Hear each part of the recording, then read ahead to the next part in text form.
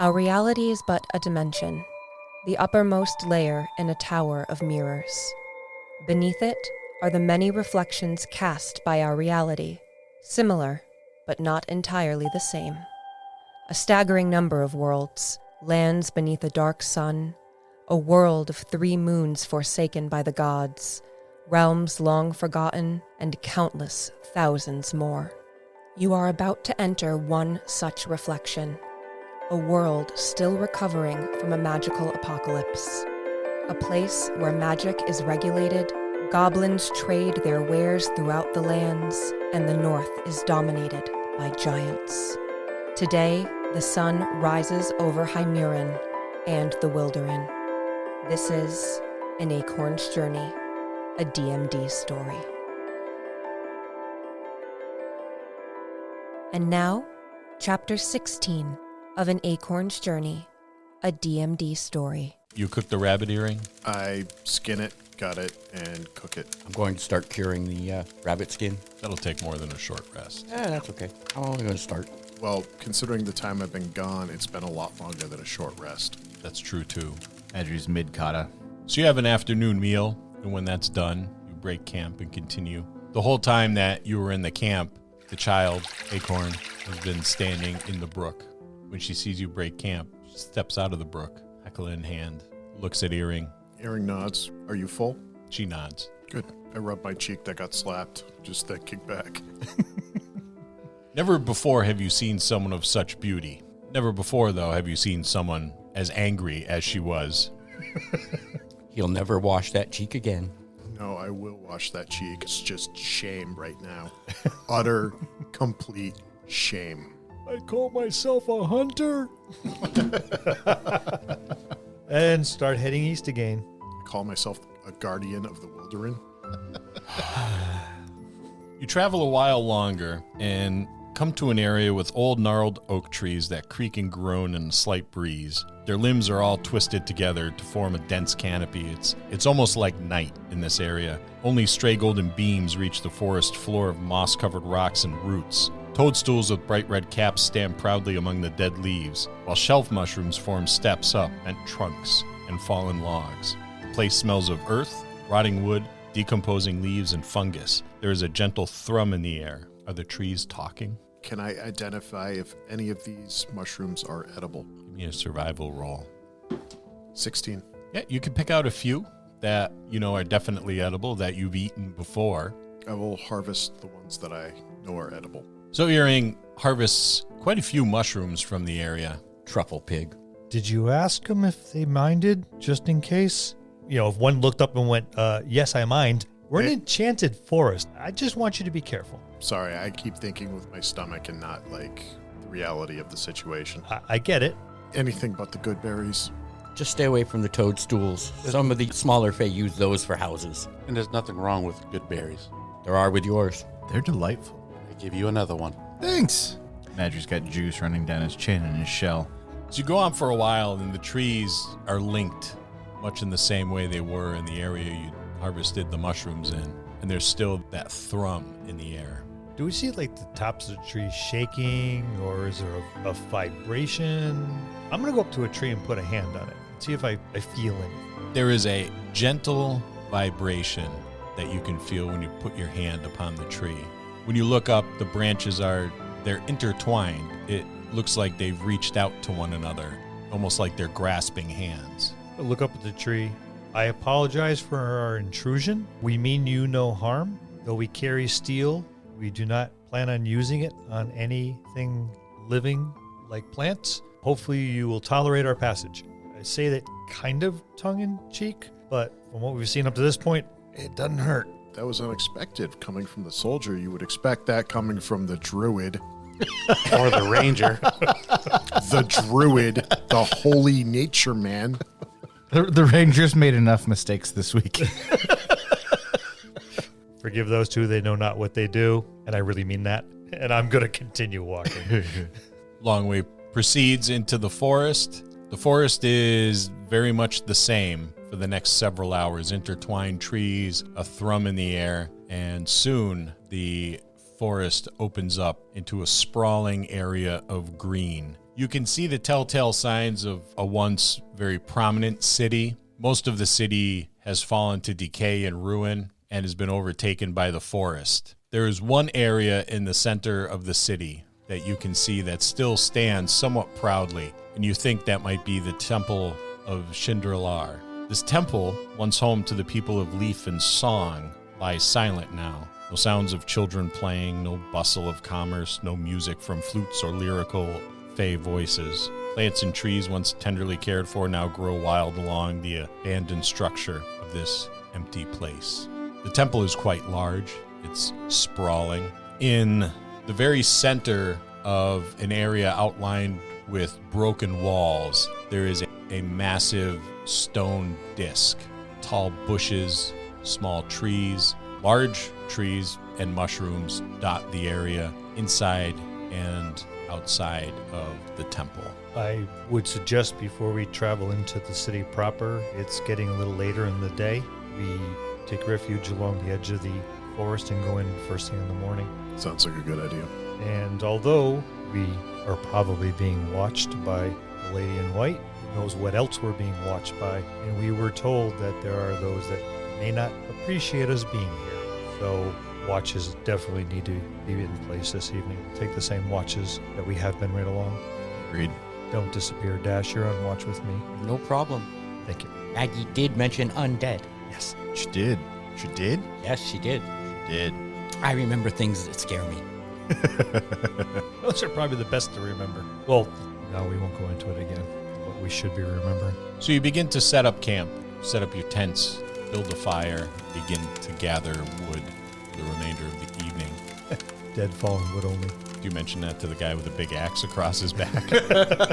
I will mention to the whole party who's going out to go, I'm going to go collect wood. Dead fallen wood only, please. You find an area suitable enough for your camp, though it's certainly not ideal, but it does provide, or should provide, you with some protection from the elements. While you're gathering wood, stoking the fire, and preparing your evening meal, thunder begins to roll in. A light rain begins to fall.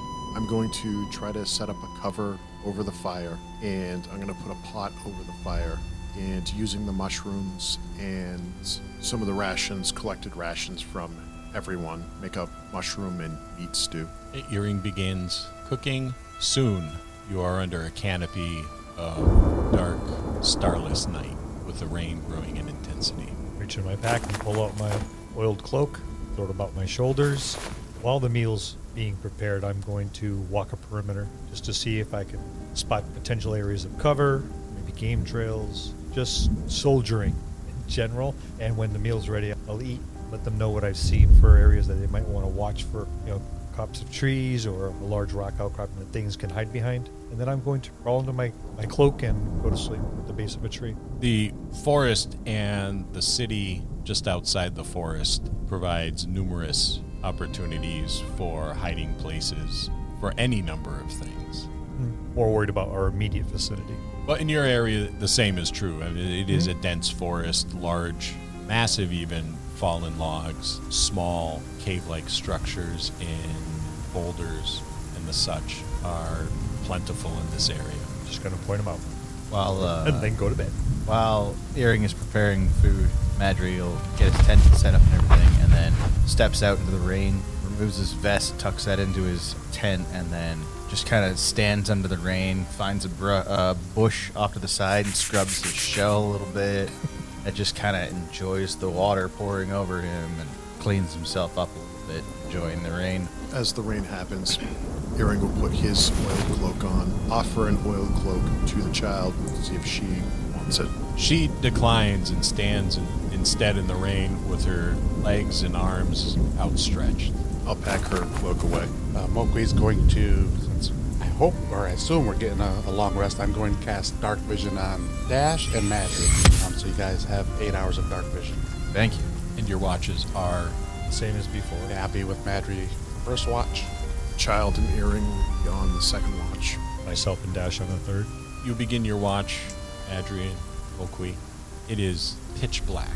The dense canopy, the rain, there's no stars in the sky with the clouds. Occasionally, the twin moons will peek out, but very rarely. and only for a moment before the cloud cover rolls back in. Your watch goes uneventfully, and you wake Iring and the child. Iring wakes up with a yawn and makes his way outside the tent, finds a good position, makes sure the child is in a good position, and sets about their watch. An hour, perhaps more, into your watch, you're looking out over the city towards the temple. The child seems to be heavily focused on the temple. And then, at first, there seem to be glimmers in the forest. Stray moonbeams may be catching the leaves, but the pale radiance is something more. Several orbs of spectral light rise from the ground in the city and in the temple and in parts of the forest, bringing a ghostly whispers with them. The temperature drops. You can see your breath. Mist forms on the grassy surface amid the bushes and brambles and dark forms of trees. The orbs coalesce to wispy, luminous, humanoid shapes that float in the air, muttering and moaning. How far away? The city is perhaps 100 yards away. The temple even deeper into the city, in the very center. But the forest seems to have these luminous shapes in it as well. You can't really gauge the distance of the closest ones because you will catch flickers of light among the trees, which are fairly densely packed. None of them seem to have approached the camp yet. I will position myself in the middle of the camp, keeping watch of these orbs, these luminescent figures, and hold my position with a hand on the battle axe. Should they approach, the battle axe's magic will wake everyone if it becomes dangerous. You stand for a moment. All you can hear is your breathing and the moans in the distance. And then more of those orbs begin to coalesce in the forest around you, some very, very near. There is a wave of energy that pulses from your battle axe, washing over the tents that your companions are sleeping in. It ruffles the hide and causes the flaps to begin to move loudly. A wave of energy washes over you, those of you that are sleeping. There is a familiar feeling to it, having experienced the warning from Iring's axe before. You abruptly sit up in your tents. When you sit up, you begin to hear several hundreds, perhaps, of moans muttering in a strange language. Grab whatever you need. I think we need to get into this city. There's too many. Into the city or out of the city? And we're not in the city. We're in the forest right now. The city's, I think, the only way we can go. All right. I've been at the base of a tree crouched with my cloak over me sleeping, so I'll just stand up, shake off, pull my cloak off, put my pack on, put the cloak back on, and I'm ready. Leaving the tent. Don't even care. We can come back for the tents. Yep. So everybody awake, you run into the city. So you crash through the forest. The moaning and the muttering becomes louder. You break into the clearing that the city lies in. And there's more of those orbs, coalesced, wispy figures in the city. It seems you're caught between a rock and a hard place. Have we been accosted by any of these yet, Iring? Has any come close? And I mean, we were warned that they were there, but is the warning contingent on ill thoughts to us? I don't know if these are dangerous, but given the fact that we were warned of the undead in the city. Then if necessary, let's see if we can find a high spot. If we see a structure that seems sound enough, and not that it's going to protect us anymore, but maybe they'll just pass. The highest point in the city is where the temple lies. And it's not very high, but it is on what looks like a mound. Well, that's our target, at least we're our perceived target anyways, and we're on the move, so let's move there. Might as well. Agreed. What's your marching order? I'll take lead. Or your running order? I still have dark vision. I'll take the back. Iring will take the middle with the child behind. Actually, the child in front. So the only person who doesn't have dark vision is Mokwe, right? Yep, and I'll follow Iring. Dash will be running whenever I can in order to get on top of Madry. You easily go astride Madry. The six of you make a mad dash for the city. Once you enter the city, the things, these undead spectral things, begin to converge on you. The mound that the temple rests upon is still quite a distance away. Are you moving at your normal speed? Are you dashing? I plan on dashing. I can see far enough, and now that most of the group has dark vision. As long as Mokwe stays within range and we can corral him back in, I will lead our way through. I have not yet drawn my weapons. I'm trying to hold that off until the last possible moment. I have no idea if I can affect them, but an act of aggression may in turn provoke an act of aggression. So I'm hoping they might just come up, check stuff out, and go, scare you away, as opposed to actually do something untoward to us. But I'm going to try to find the path of least resistance and zigzag our way towards the temple. Same. So as you race towards the temple, Mokwe, you find it difficult. Okay. Not being able to see where you're going. There's several piles of rubble and roots from trees, and you trip often.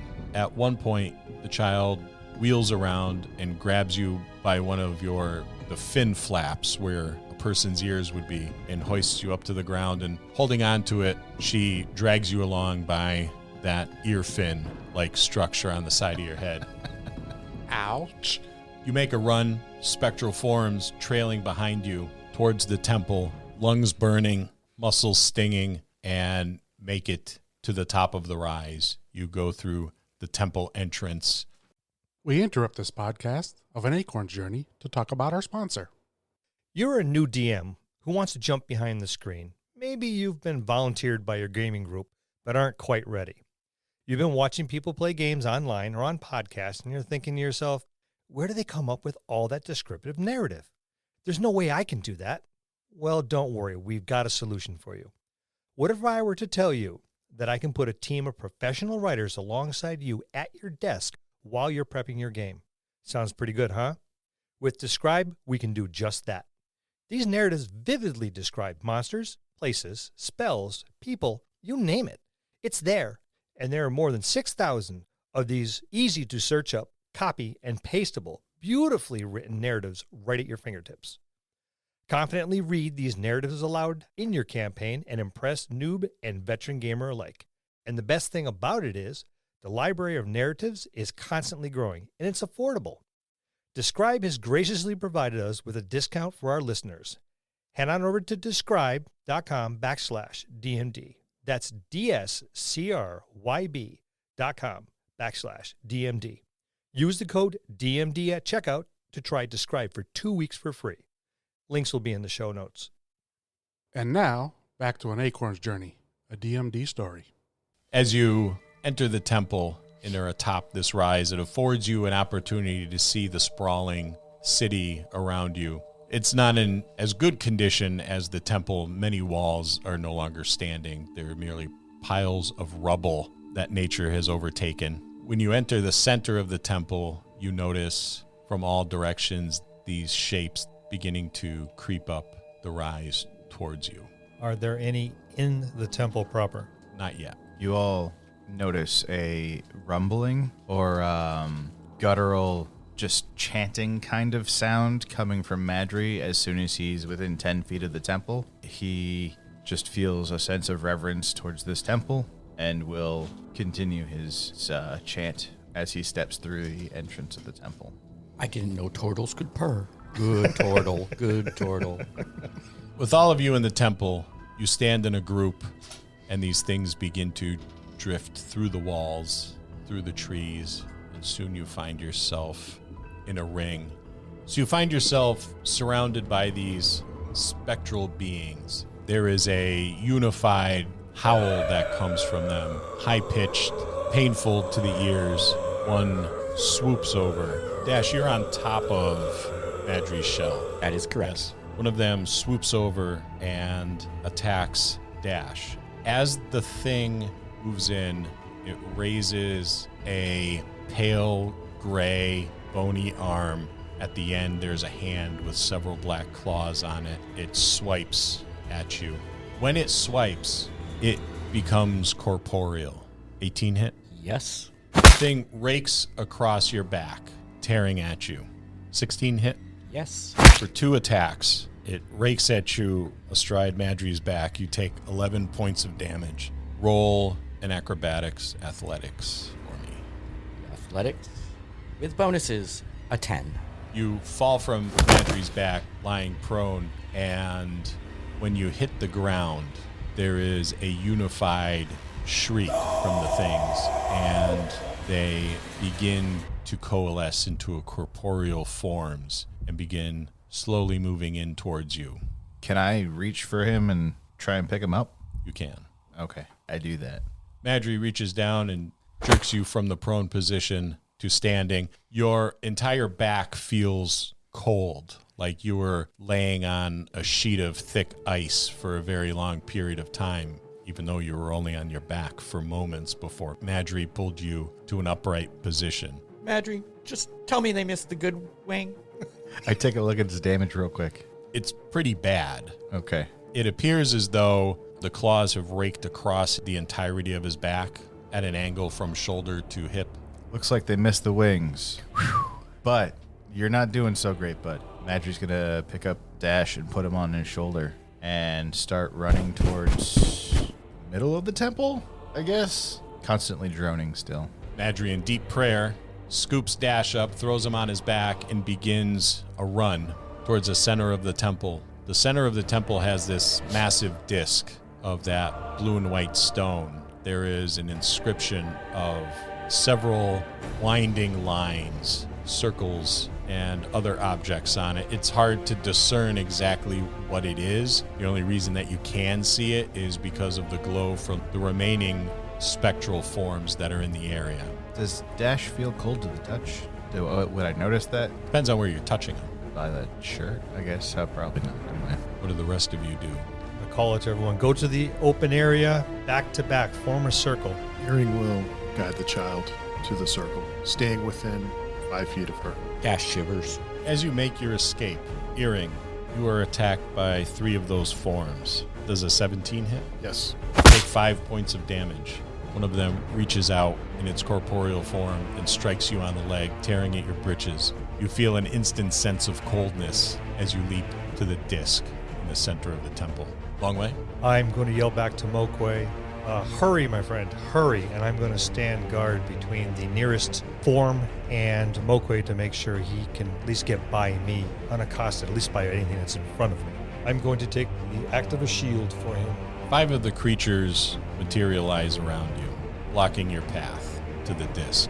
Then I will swing at the first one that's in the way, just because I need to cut a hole. That's going to be a 19 and a 20. Both hit. 14 points. As you bring your blades down upon the creature standing directly in front of you, it dissipates into a wisp of smoke with a shriek once you strike it. When you strike, you feel a solid form, so you know your strikes were true. And then, as your blades pass through it, it disappears. The other 4 attack you. 7, 10, and miss. Mokwe, Mokwe's going to run and use his high and long jump to leap over them. how high is your high jump? I can jump as high as 15 feet and as long as 25 feet. And he has 10 feet to get before he gets to me, so he should have more enough room. Mokwe, much like Superman before he launches into the air, takes 2 steps, and then there is an explosion of activity, and Mokwe's tiny frame is propelled into the night sky, well over the heads of these things blocking his passage. They grasp at him, but cannot take hold of him. You land comfortably on the disc. Your companions are safely on the disc. I will turn to gauge another if necessary, and spinning so I can put my back to my group and my front to any accosters. Move the 10 or so feet I necessarily need to move to get onto at least the high point of the disc. I will attack the one that I'm closest to. That's going to be a 17 and a nat 20. Both hit. 25 points of damage. And again, you strike the solid form of one of these creatures, and again, it bursts into a wisp of smoke. And then I'll back my way onto the disc and try to maintain a position to intercept anything that tries to approach our group. The creatures begin to move towards the center of the temple, and they surround it. Are we moving them onto the disc as well? You are not. They surround the disc, moaning, crying, shrieking, muttering something in a language you don't understand, but they do not set foot on the stone disc. The creatures have you surrounded, but none of them steps onto the disc. Though you have not yet moved to the center of the disc and are still relatively close to the edge, the creatures will reach towards those closest to them, unable to grab hold. They shriek in frustration and anger. I suggest we move to the center. Let's form that circle I suggested. Iring will guide the child to the center. Moku will also move to the center. Madry's going to help Dash to the center. Dash is going to look at the nearest one and just go, "Wah!" right back at it. Dash, make me a Constitution check. No! Nat 1. Wow. The ones are wild today. When ones go wild.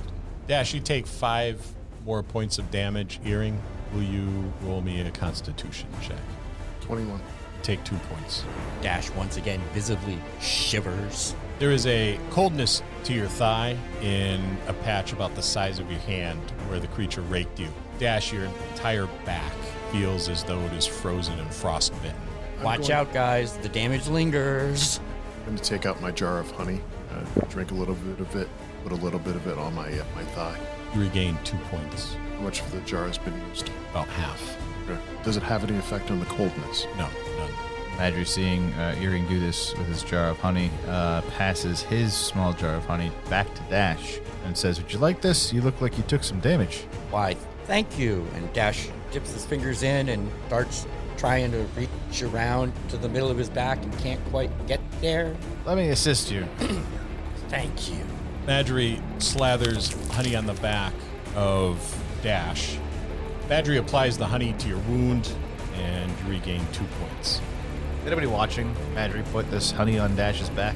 I may have initially glanced, but I'm not watching. I'm watching the perimeter of Same here. creatures. Same. If he sees anybody glance over while he's doing this, you see a look of fear, maybe abject terror, while putting this honey on Dash's back. Unfortunately, no one's going to see it because we already all said that we're not watching. But thank you for a description that no one's seen. He just has a look of, Oh, what's the child doing?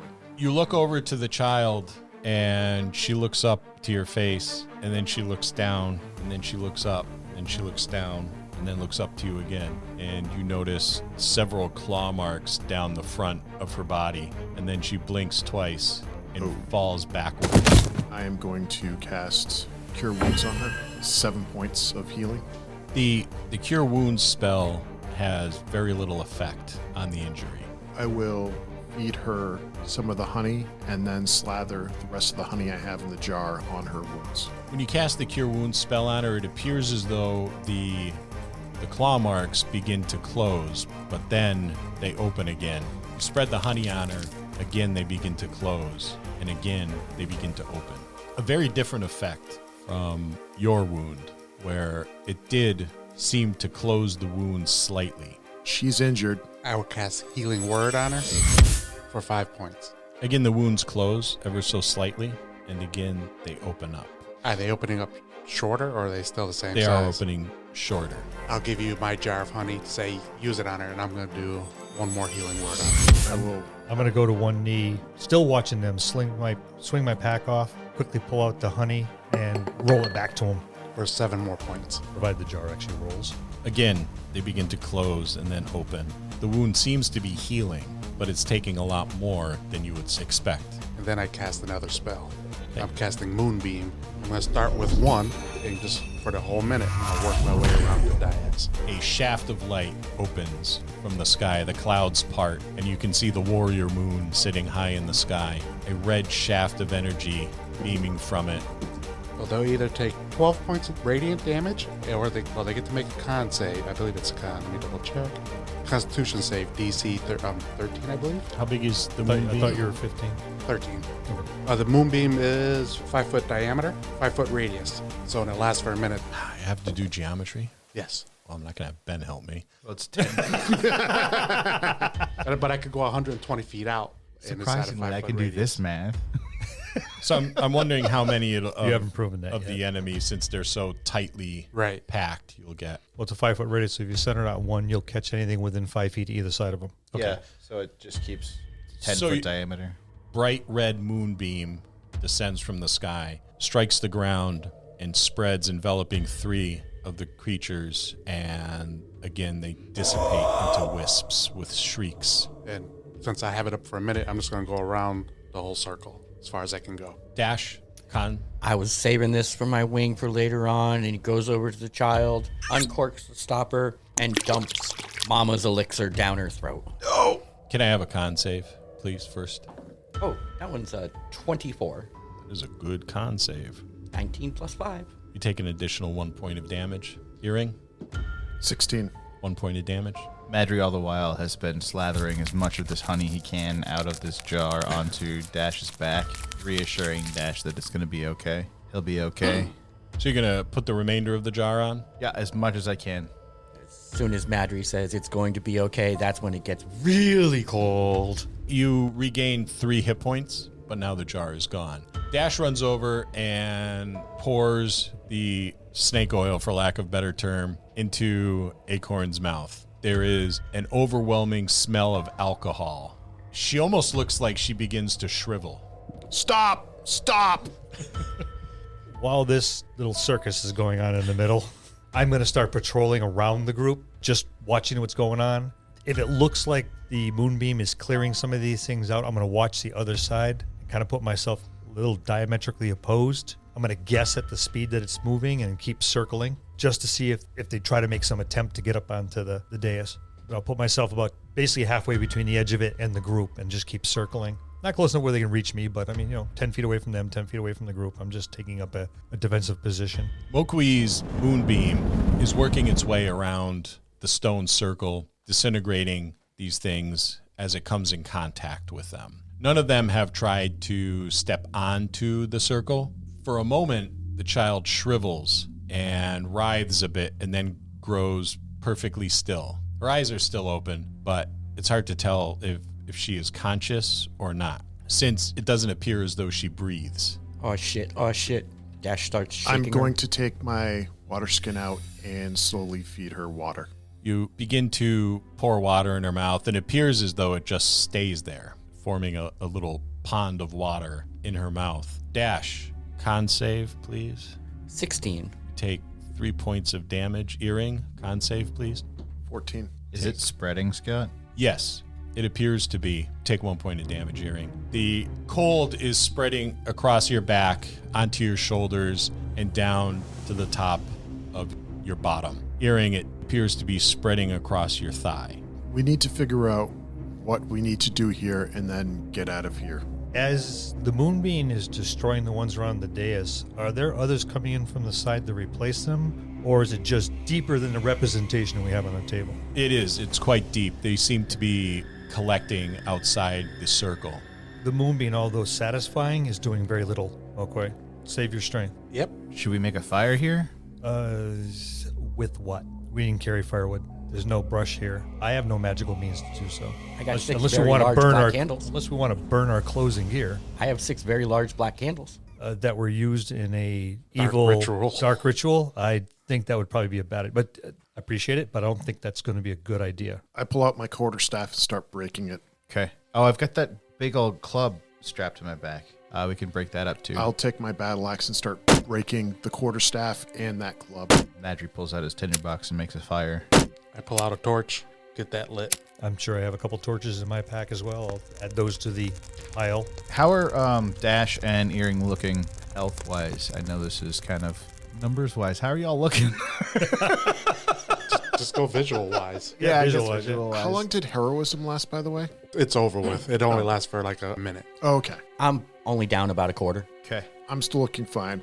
Dash's back does not look great. Kind of spin you around a little bit and show the rest of the party, but your wings are not looking great. Dash continues the spin, trying to look over his shoulder and see his back. I will use my last healing word on Dash's back. 7 points. You take 3 points, or regain 3 points. Madry, if you need more firewood, I'm going to throw you my bow quiver. Use whatever you can find in there. I still have the corals. You know my quiver holds more than it looks like. Sounds good. As you begin to build a fire, the creatures shrink back, giving some space between the edge of the circle, now perhaps 20 feet, just outside the flickering light of the fire. They'll stay there for the remainder of the evening until the sun comes up. Feed the fire slowly. In the quiver, you're going to find half a dozen javelins, half a dozen spears, and about 80 arrows. Save me 10 arrows. will do. Looking at the spirits as they shrink back from the fire, we should save some torches. I was thinking putting the torches around the outside of the ring. I was thinking we should save the torches if we have to travel, so that way if they stay away from the fire, we can use them to keep them at bay. I like that too. And I still have a couple in my bag. How is the child looking? She's remained totally motionless. And there's no way of telling if she's alive or not. No. Your instinct is to feel for a pulse, but you don't feel one. But you're not certain she has one. And how are the wounds looking? The wounds have remained stable. If you were to place your hand upon the wound, it is still cold. Once the fire is lit, I'm going to sit with my thigh facing the fire, and I'm going to bring her close to the fire, turning her so that her abdomen is exposed to the fire, exposed to the heat of the fire. So it appears as though you're safe for now, even though three of your party are wounded. One, maybe two worse than the other. I'm going to continue my patrol. The sun begins to peek over the horizon. The corporeal forms of these creatures begin to swirl into misty spectral shapes, and then into glowing orbs, and then they dissipate, gone. You've survived the night, but a few of your party are in pretty rough shape. Dash, you are feeling extremely ill. Your entire body is shivering and cold. It's as though you are out in the middle of the coldest day of the winter, but it is something more than just coldness. It is as though death is reaching out for you, and there is a struggle between your mortal form and death itself. Iring, you are experiencing something very similar to that, though much more severe. Hypothermic. Iring is looking very poorly. He has strange, black, almost veiny-like tendrils reaching up his neck. Along his jawline, Dash, his back is covered with these veiny, web-like black strands. Can Iring speak? Yes. Iring will cast Cure Wounds on himself. Now, how does healer's kits work? For this? Yeah, well, just in general. Yeah, and especially because I'm going to try to use the healer's kits. Well, on you these can two. you can certainly try. Iring healed himself for 7 points of damage. So that would be 3. I'll be going to Earring first. Roll my medicine. 23. You don't know really how to approach this, but you are familiar with the herbs in your pack.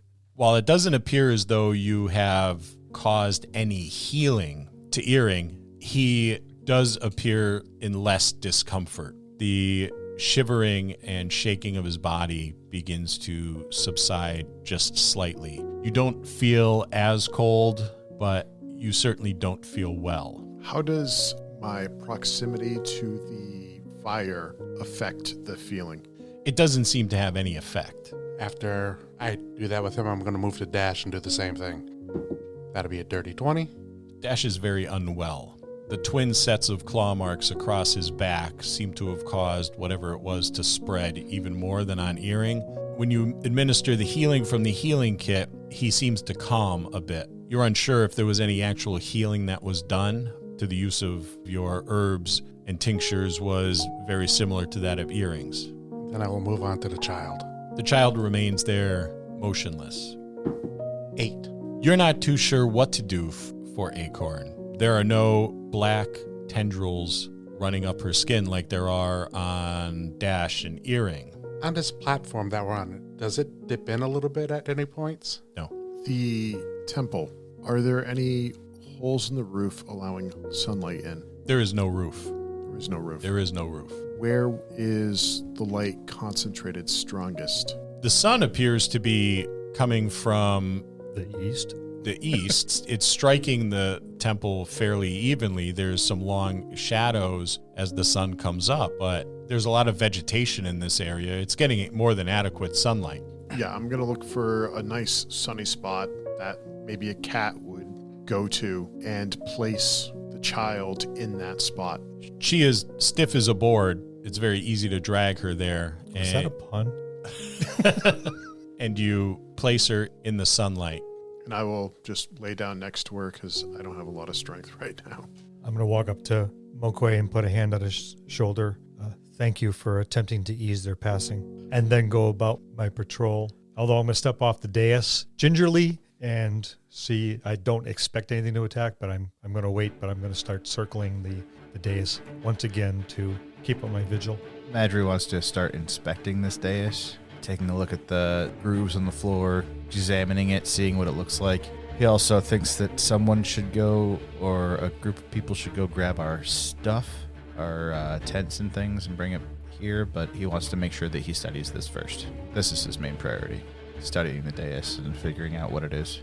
How wide of a patrol are you doing? I'm staying Longwei? inside the temple, but I will go to the breaks in the walls and look outward.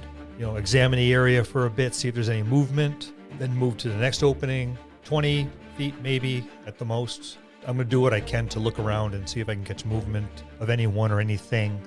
At one point in time, you see a flash of white amongst the ruined buildings and trees. It looks like it's walking on all fours, and then you lose it. As the morning wears on, you notice a woman walking up the mound. She is clad all in white leathers. There is a noticeable blood stain on her left hip, and she walks with a slight limp. I think I know who this is, and I'm going to walk toward her.